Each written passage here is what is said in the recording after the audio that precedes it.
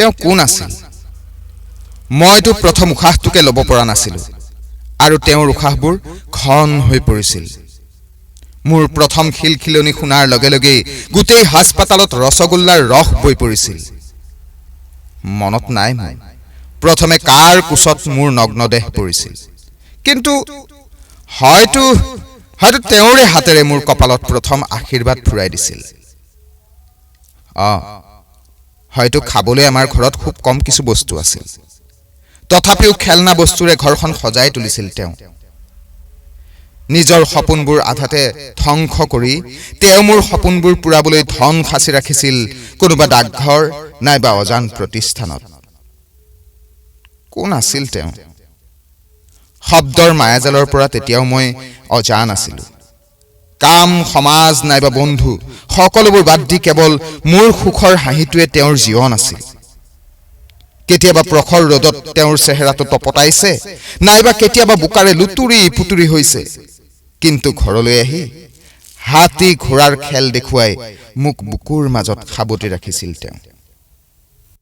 তেওঁ হয়তো অশিক্ষিত হৈ ৰৈছিল, কিন্তু মোক শিক্ষিত কৰিবলৈ আপ্ৰাণ চেষ্টা কৰিছিল। ভৰিখনত ক'ৰবাত কষ্ট পাম বুলিয়ে তেওঁৰ চাইকেলৰ আগ চিটত বহুৱাই মোক স্কুললৈ লৈ গৈছিল। কোন আছিল তেওঁ, যিয়ে নিজে লঘোণে থাকি মোক খুৱাইছিল, নিজে ফটা কাপোৰ পিন্ধি প্ৰত্যেক বিহুতে মোক নতুন কাপোৰ দিছিল? এজন চতুৰ্থ বৰ্গৰ কৰ্মচাৰী আছিল তেওঁ। সেই কম দৰমহাৰে 4জনীয়া এটা পৰিয়াল পুহিছিল আৰু আমাৰ সুখৰ বাবে কাৰোবাৰ আগত হাত জোৰ কৰি মূৰ তল কৰি ভুক্তভোগী হৈছিল তেওঁ। আচলতে কোন আছিল তেওঁ? বেমাৰটো তেওঁৰো হৈছিল, কিন্তু অভাৱৰ বাবে এটা ঔষধ ল'ব পৰা নাছিল। বুকুৰ বিষ তেওঁৰো হৈছিল, কিন্তু দেখুওৱা নাছিল। আৰু হয়তো তেওঁৰ মৰমীয়াল চকুত চকুলো ওলাইছিল কেতিয়াবা, কিন্তু বোৱাই দিয়া নাছিল। কোন আছিল তেওঁ? আঁঠু কঢ়াৰ পৰা দৌৰালৈ যিয়ে মোৰ লগত দৌৰিছিল, মোক যৌৱন প্ৰাপ্ত কৰিবলৈ যাৰ যৌৱন শেষ হৈ গৈছিল, আচলতে তেওঁ কোন আছিল? কোন আছিল তেওঁ?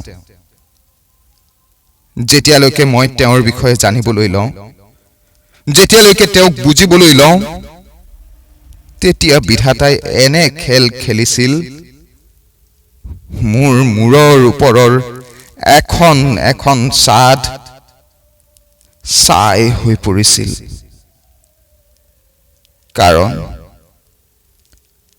কাৰণ তেওঁ মোৰ দেউতা আছিল। তেওঁ মোৰ দেউতা আছিল।